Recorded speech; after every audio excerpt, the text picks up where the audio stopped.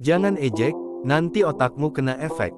Dan janganlah kamu memaki sesembahan yang mereka sembah selain Allah, karena mereka nanti akan memaki Allah dengan melampaui batas tanpa pengetahuan. Al-An'am, ayat 108. Saat ejekan menghidupkan alarm otak. Bayangkan otak manusia sebagai rumah pintar dengan sistem keamanan tingkat tinggi. Begitu ada ancaman, langsung berbunyi sirine dan seluruh rumah dalam mode siaga. Nah, di dalam otak kita ada bagian bernama amigdala, yang fungsinya seperti alarm maling.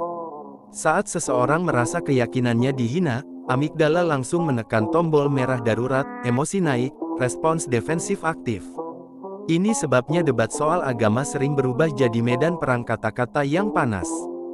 Ketika amigdala aktif, sumbu HPA, hipotalamus hipofisis adrenal ikut bereaksi, memicu pelepasan hormon stres seperti kortisol dan adrenalin.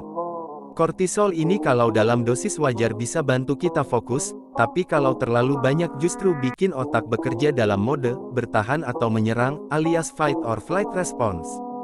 Hasilnya, alih-alih berpikir rasional, kita malah bereaksi impulsif, menyerang balik dengan kata-kata pedas, atau merasa terancam dan langsung menarik diri dari diskusi.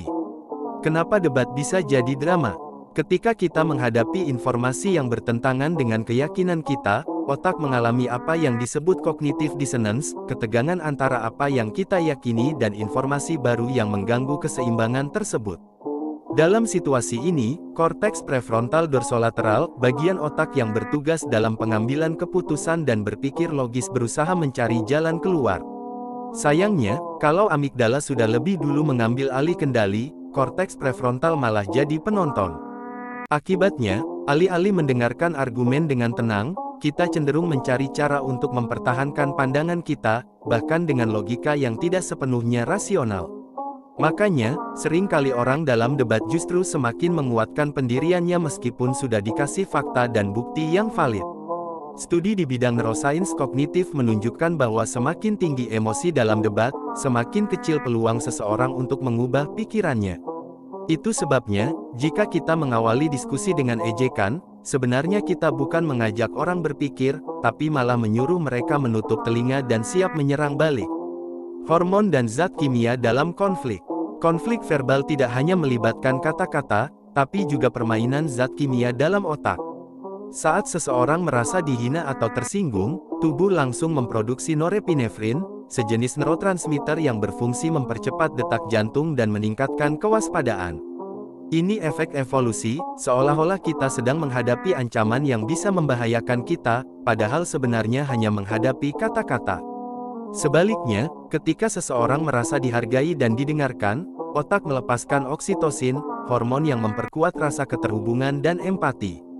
Oksitosin inilah yang bisa menciptakan kondisi diskusi yang lebih tenang, karena menekan efek negatif dari hormon stres.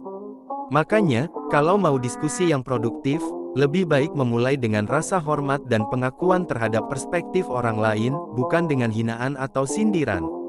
Efek domino dalam masyarakat. Dari perspektif psikososial, ejekan dan hinaan terhadap keyakinan orang lain bisa menciptakan efek domino negatif. Ketika suatu kelompok merasa dihina, mereka akan membalas dengan serangan serupa atau menarik diri dari interaksi sosial. Ini bisa memperkuat polarisasi, di mana kelompok-kelompok dalam masyarakat makin terpecah dan sulit untuk berdialog. Dalam skala lebih luas, polarisasi ini bisa mengarah pada konflik sosial yang lebih besar, bahkan bisa memicu kekerasan. Studi di bidang psikologi sosial menunjukkan bahwa identitas kelompok sangat berperan dalam konflik. Jika seseorang merasa identitasnya, termasuk keyakinan agamanya, dihina, mereka cenderung menganggap penghinaan itu sebagai ancaman eksistensial. Ini sebabnya konflik agama seringkali lebih emosional dan sulit diselesaikan dibanding konflik lainnya. Sebaliknya, pendekatan yang menghargai dan berusaha memahami perspektif orang lain bisa memperkuat kohesi sosial. Dengan kata lain, semakin kita bisa menahan diri dari menghina keyakinan orang lain, semakin besar peluang untuk menciptakan lingkungan sosial yang damai dan harmonis.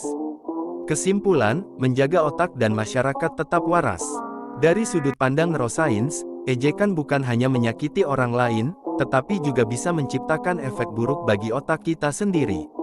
Ketika kita terbiasa merendahkan orang lain, otak kita mulai membentuk pola reaksi yang semakin defensif dan sulit menerima perspektif baru.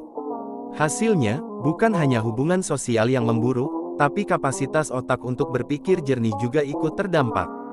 Jadi, kalau ingin otak tetap sehat dan masyarakat tetap damai, mulailah dengan menghormati perbedaan.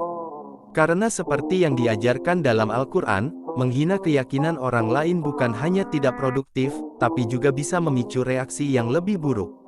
Ingat, otak yang sehat adalah otak yang bisa berpikir jernih tanpa terbakar emosi.